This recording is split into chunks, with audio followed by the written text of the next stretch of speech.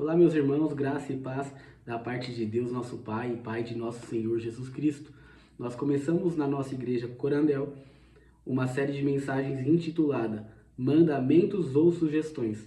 Vamos ler alguns textos de 1 Coríntios a fim de provocarmos uma reflexão, semelhantemente analisando a forma que temos vivido nos nossos dias como discípulos. Me parece que muitos de nós ainda tratamos as ordenanças de Jesus e dos apóstolos como meras sugestões ou conselhos, que quando der ou quando nós conseguirmos, quando quisermos, nós seguiremos. E se quisermos, como se fosse algo opcional. É claro que a Bíblia, em alguns momentos, ela deixa para nós sugestões. Mas a Bíblia, em sua maioria, ela ordena a nós um modo de viver. Aos santos, ou seja, aqueles que creem em Jesus, confessam fé no Filho de Deus, foram regenerados através do arrependimento, batizados e sepultados com Cristo. A estes, a Bíblia diz que vivam de modo digno do Evangelho. Que deixe as coisas velhas, porque as coisas velhas se passaram, e que tudo se fez novo. Paulo muitas vezes diz para nós deixarmos a roupa velha, o fermento velho, se vestirmos da roupa nova, da justiça, da santidade e da novidade de vida. Então, o Evangelho e as ordenanças de Jesus são mandamentos ou sugestões? Para nós fazermos parte da igreja invisível, existem alguns requisitos. Crer e ser batizado. Quando nós cremos em Jesus e somos batizados, logo fazemos parte da igreja invisível. Se você ler o Atos dos Apóstolos, você vai analisar que no início, quando a igreja primitiva estava crescendo, nascendo, se desenvolvendo, havia um crescimento muito acelerado da parte de Deus sobre a igreja. A Bíblia diz que muitos iam crendo, o Senhor ia acrescentando muitos, o Senhor ia acrescentando muitos. E repetidamente a gente vê isso nos primeiros capítulos de Atos. Só que certo dia, no momento da oferta, Ananias e Safira, um casal vai ofertar ao Senhor e eles mentem ao Espírito Santo. Naquele momento, a Bíblia diz que Pedro diz: por que vocês ousam mentir ao Espírito de Deus? E eles morrem naquele momento, caem duros. E a Bíblia diz: e sobreveio grande temor sobre toda a parte, de modo que as pessoas pensavam duas vezes antes de se juntar à igreja. Porque fazer parte da igreja não é uma coisa banal. Você pode fazer parte de qualquer igreja. Você vai em algum domingo, em alguma comunidade, logo você se membra. Algumas são mais difíceis que outras para fazer isso. Algumas carregam algum pacto de membresia, outras não. Mas você pode fazer parte de uma igreja. Mas isso não quer dizer que você faz parte da igreja invisível. Porque para fazermos parte da igreja invisível, precisamos crer, ser batizados, mas acima de tudo crer no Senhor Jesus. Mas nós também precisamos andar de maneira digna do Evangelho. Em 1 Coríntios capítulo 5, nós vemos que a igreja de Corinto estava pecando nesse quesito. Ela estava mantendo na igreja pessoas que não andavam de maneira digna do Evangelho.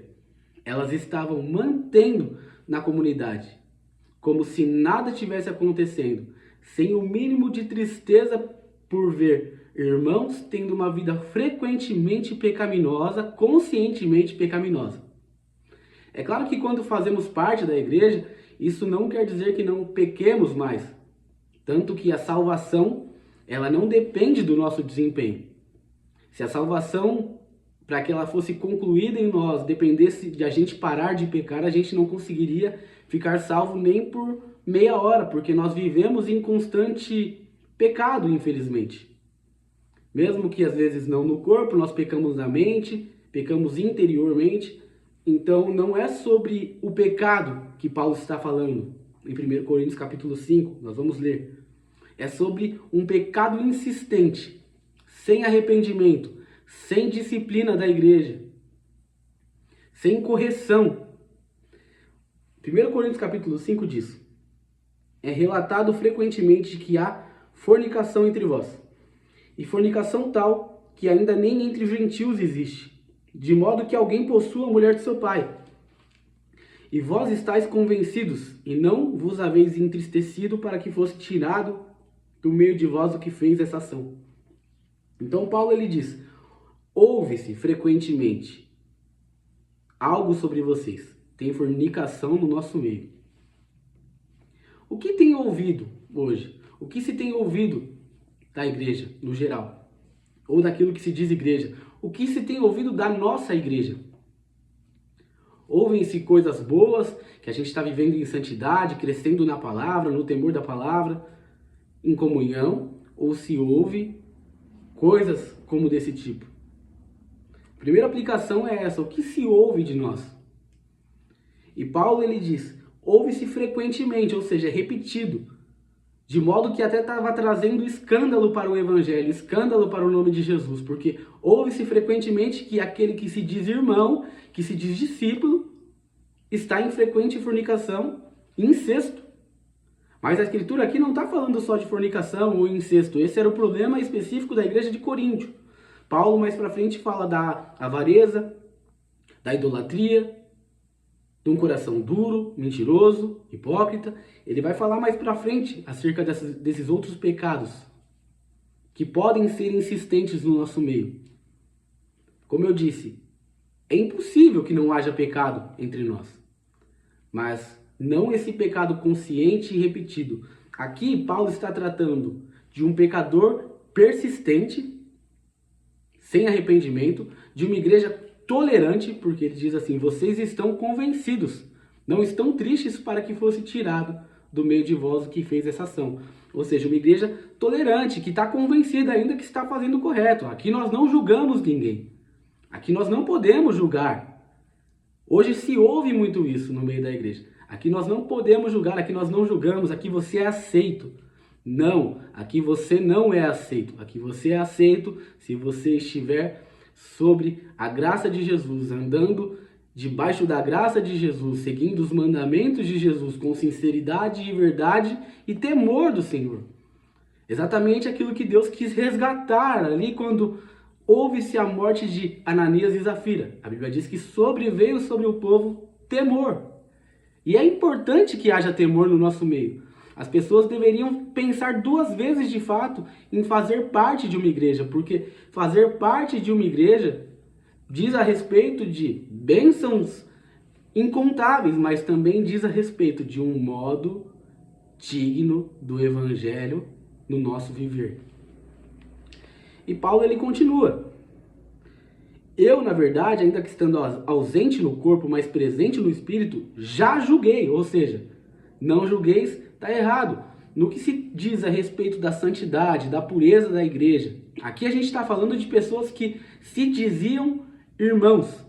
No que diz a respeito dessa santidade, dessa pureza, cabe a nós julgar sim, a fim de proteger o nome e a pureza da igreja, sem mácula, sem mancha, assim como a Escritura diz que deve ser. E Paulo continua dizendo, a vossa arrogância não é boa. Então, a primeira coisa que a gente tem que reconhecer quando a gente ouve o Evangelho, a gente tem que filtrar a mensagem, olhar para onde está o erro e humildemente dizer, erramos, sem arrogância, sem convencimento, ok? Então Paulo ele continua, eu vos tenho escrito esta carta para vocês não se ajuntarem com os fornicadores, versículo 9 isso. Porém, não quis dizer com os fornicadores desse mundo, ou com os avarentos, ou com extorquidores, ou idólatras, porque senão seria necessário vocês saírem do mundo, ou seja, há muitas pessoas assim ao nosso redor. Mas agora eu escrevi para que vocês não mantenham-se na companhia de qualquer homem que, chamado de irmão, seja fornicador, avarento, idólatra, caluniador, beberrão, extorquidor, com ele nem comais. Olha o que Paulo diz, aquele que diz ser irmão, e se porta assim, com ele nem comais. Porque essa pessoa, ela está levedando a massa, ou seja, Paulo também diz no versículo 7, purificai-vos do fermento velho, porque vocês não sabem que um pouco de fermento leveda a massa toda? Então, Paulo está dizendo, não se associe a essa pessoa, a não ser que ela se arrependa. E Paulo, no fim da carta, ele diz assim, porque o que eu tenho que fazer? Eu também tenho que julgar os de fora? Não fazer julgamento vós, os que estão dentro? Deus quem julga os de fora. Portanto, apartai-vos dentre vós essa pessoa perversa. Paulo ele diz a respeito dos de fora.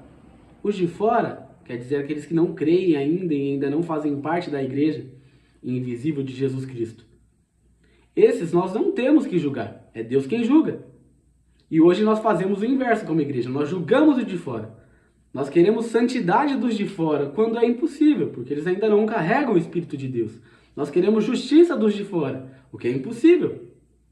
Mas aos de dentro nós fechamos os nossos olhos como se nada estivesse acontecendo. Nós estamos convencidos e não estamos tristes pela situação dos que estão dentro, ou seja, daqueles que se dizem irmãos. Esse cabe a nós julgar. Aqueles que se dizem irmãos. E Paulo ele termina a carta dizendo, tirem do meio de vós essa pessoa perversa. É duro, mas Paulo está ordenando aos coríntios que tirem do meio deles aquela pessoa perversa. Porque fazer parte de uma igreja, qualquer igreja por aí você pode fazer, claro.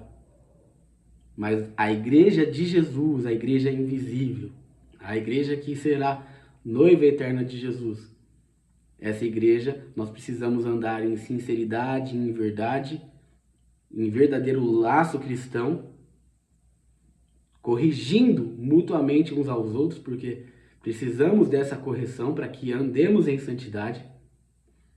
Jesus, ele ensina a prática da excomungação. Quando ele diz, quando o teu irmão pecar, vai até ele e tenta corrigir ele. Fala com ele a sós. Se ele te ouvir, você ganhou seu irmão. Se ele não ouvir, leva 2 ou 3. Tenta falar com ele de novo perante testemunhas.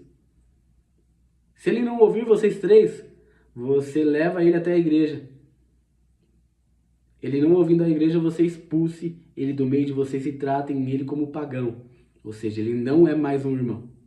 Porque ele acha que é uma sugestão dos irmãos. Ele acha que é uma sugestão o evangelho. E o evangelho não é uma sugestão. O evangelho, ele é uma boa notícia de que Jesus nos salvou, sim. É uma boa notícia de que não precisa ser feito nada para que nós fôssemos alcançados pela graça, sim. Mas ele é uma boa notícia. Aqueles que são salvos pela graça, eles andam em novidade de vida, eles dão frutos para a justiça, eles são guiados pelo Espírito de Deus. E agora eles têm prazer na lei de Deus, quanto no seu interior. Assim como Paulo também diz em Romanos, no meu interior tenho prazer na sua lei. Mesmo que o meu corpo guerreie comigo, porque ele era escravo do pecado, agora não. Agora o meu interior tem prazer na lei divina.